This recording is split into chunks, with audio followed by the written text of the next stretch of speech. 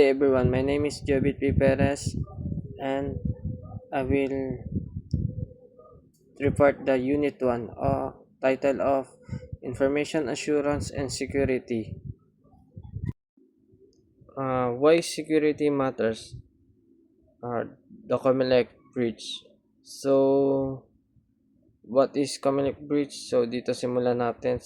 Kung familiar kayo sa 2016 Comelec Breach.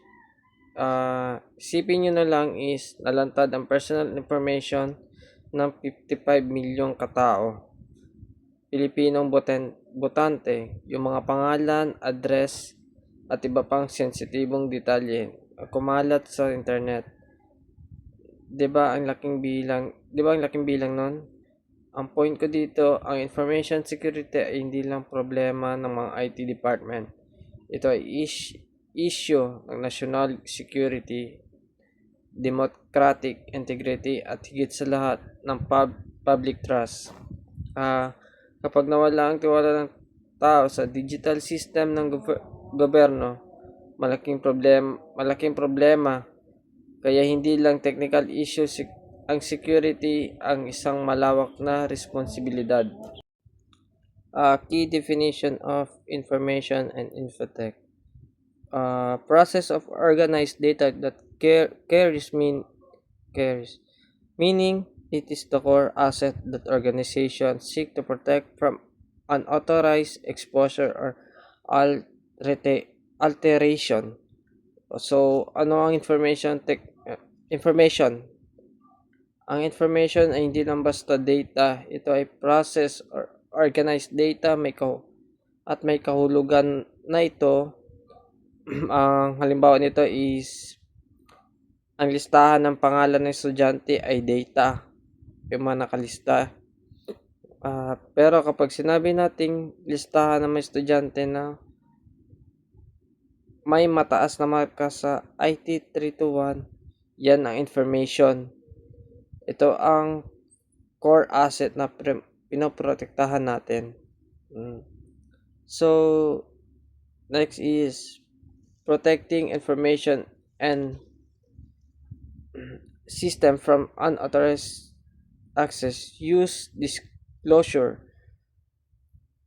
disruption, modification, or destruction. This discipline encompasses people, process, and technology.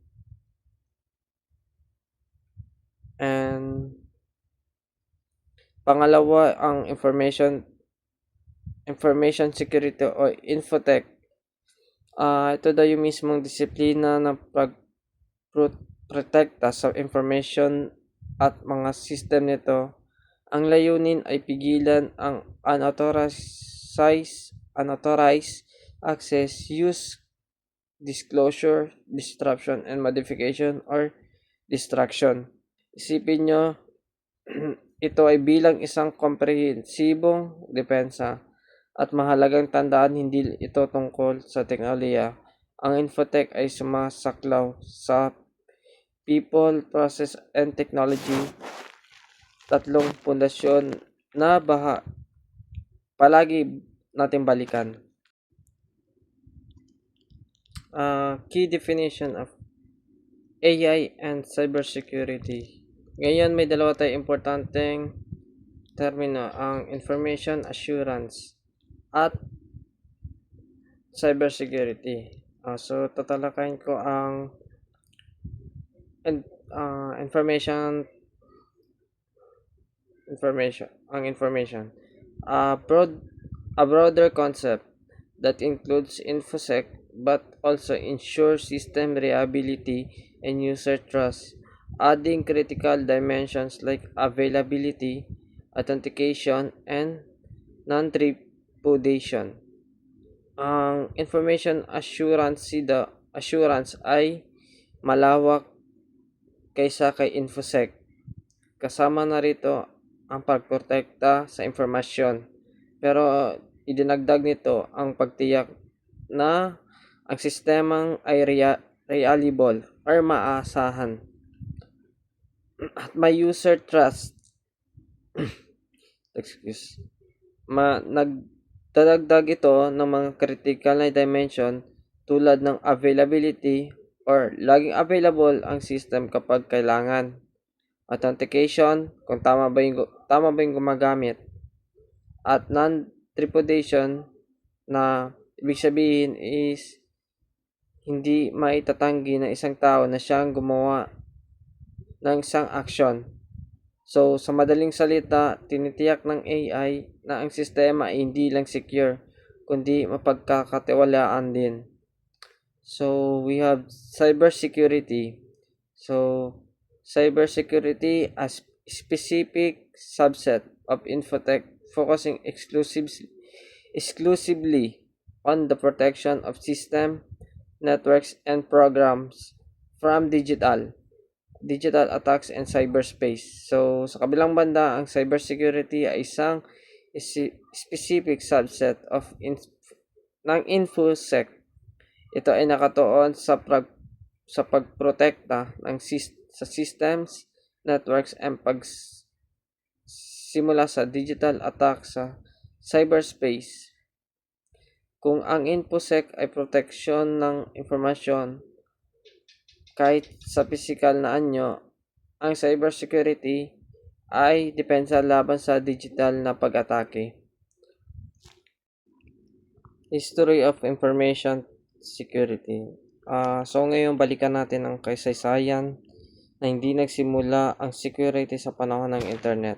So, relied on physical security like filing cabinets and early cryptography techniques, including Cesar Cipher and WW2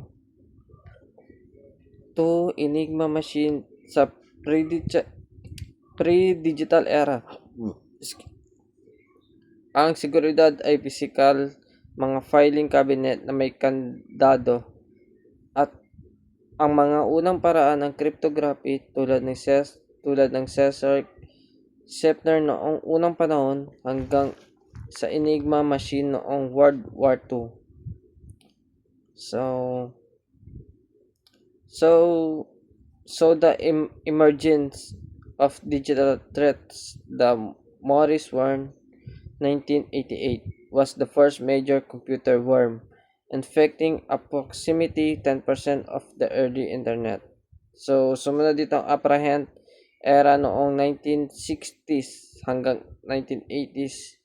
Dito lumabas ang mga digital threats na pinagkatanyag ang mga Morris worm noong 1988 at ito ang unang major computer worm na kumalat sa internet at pinaniwalang nahawa dito ang halos 10% ng buong internet.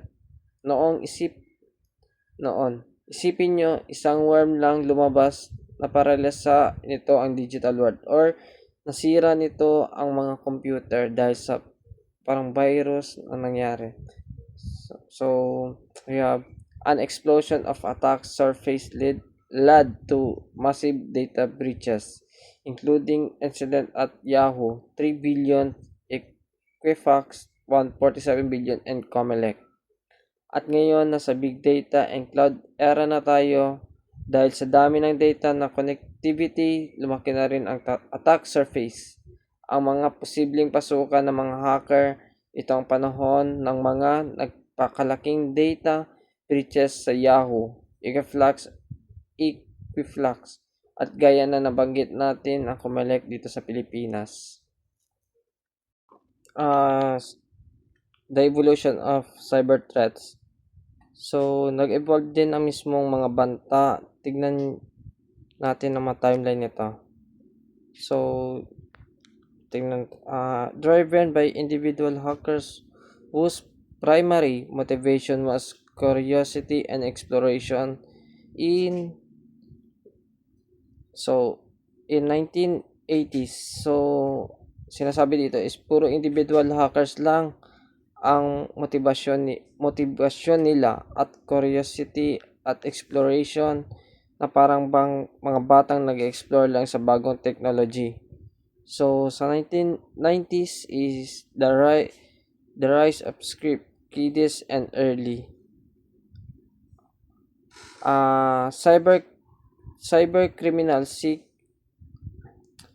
seeking disruption and financial gain. So sa 1990s is dumating ang mga script kiddisit early cyber criminals.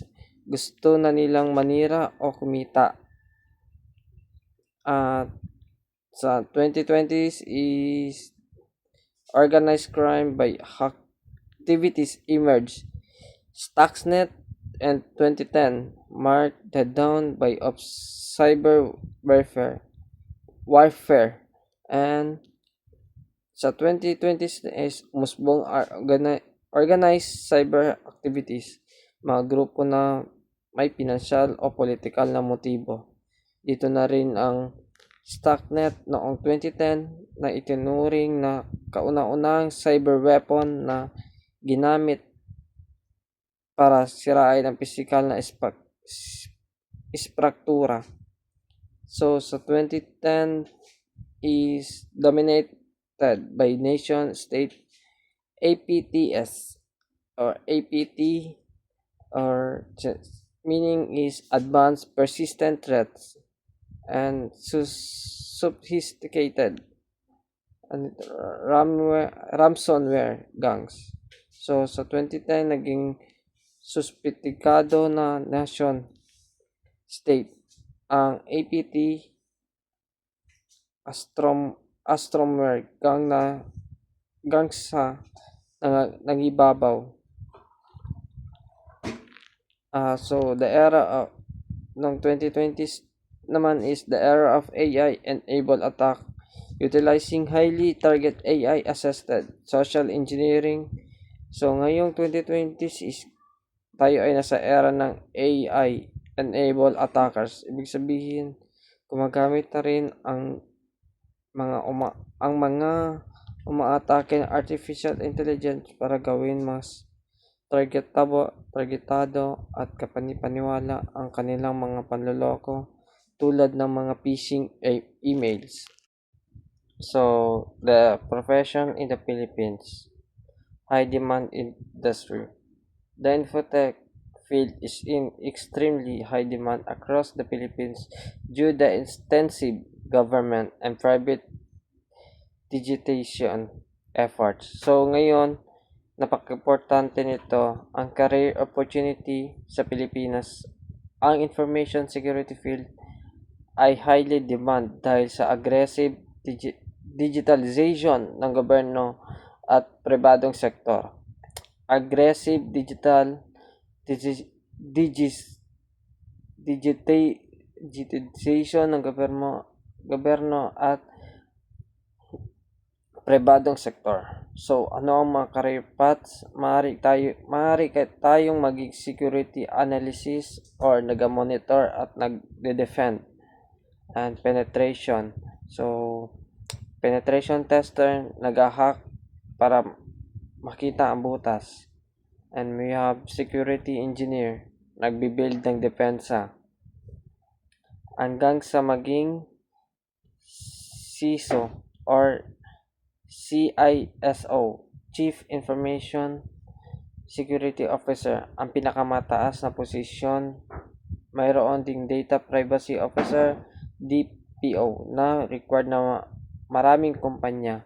Sa entry level ay salary range ay nasa 25,000 to 40,000 kada buwan, at hindi para sa mga senior roles gaya ng CISO, umaabot ito ng mahigit 300,000 kada buwan, kaya malaki ang potensyal sa larangan na ito. Qualifications and governance professional credentials, validate expertise, and highly sought by after employers.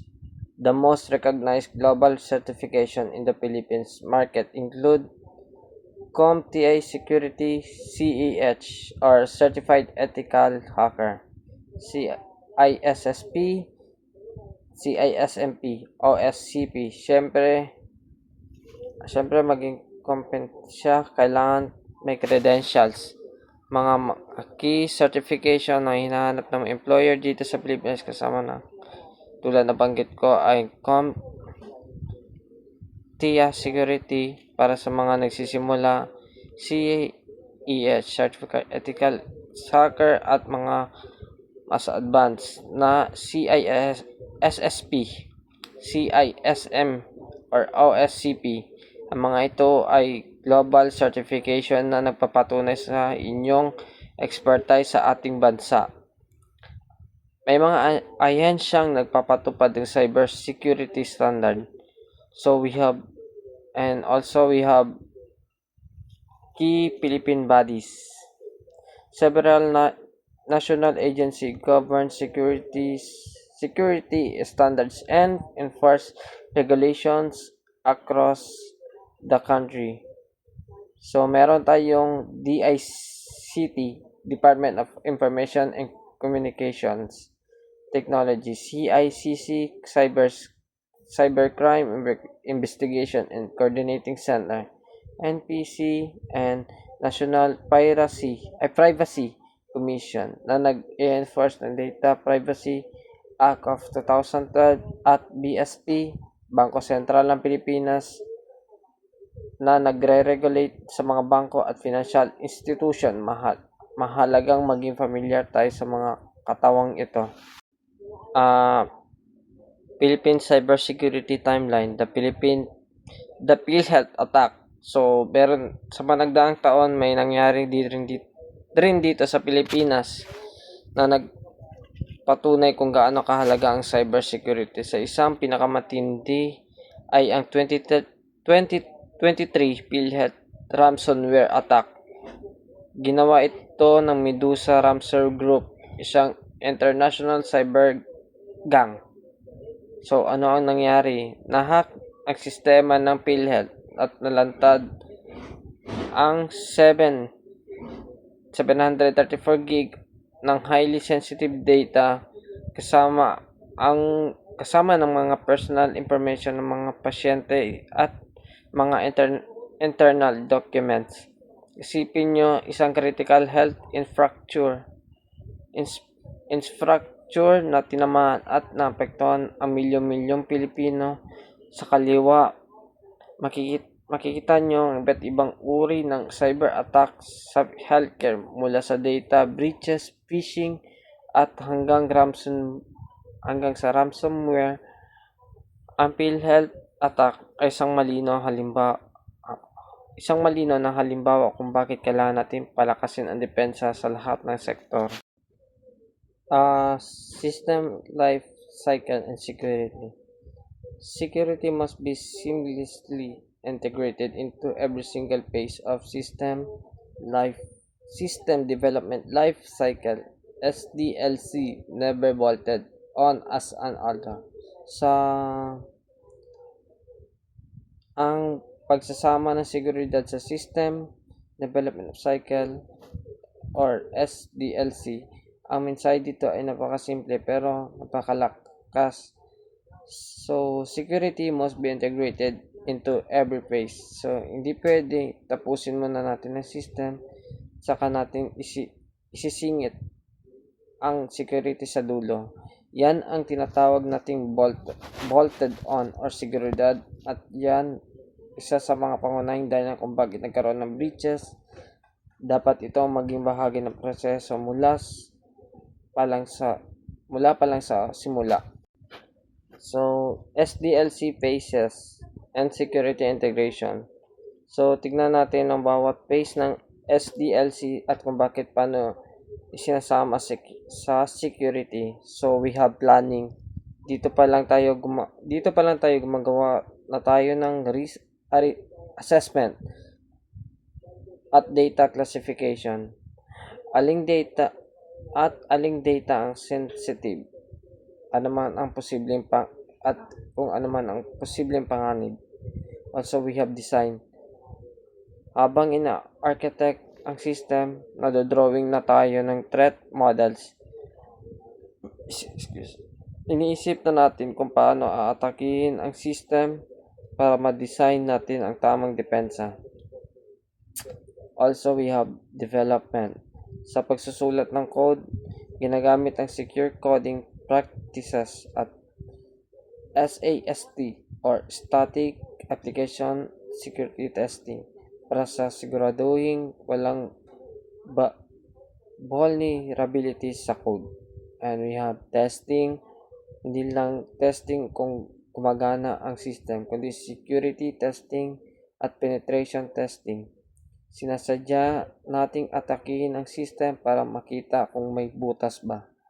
And we have deployment. Bago ilagay ang production, may configuration review at environment hardening. Tinitiyak na secure ang mismong environment ng paglalagyan ng system. Also, we have operations. Habang tumatakbo na ang system, may continuous monitoring at path management. Lagi nating binabantayan at ina-update. And this lastly is disposal. At kapag hindi na ginagamit ang system, may secure data destruction at access revocation. Tinitiyak na walang maiiwang data na pwedeng makuha ng iba.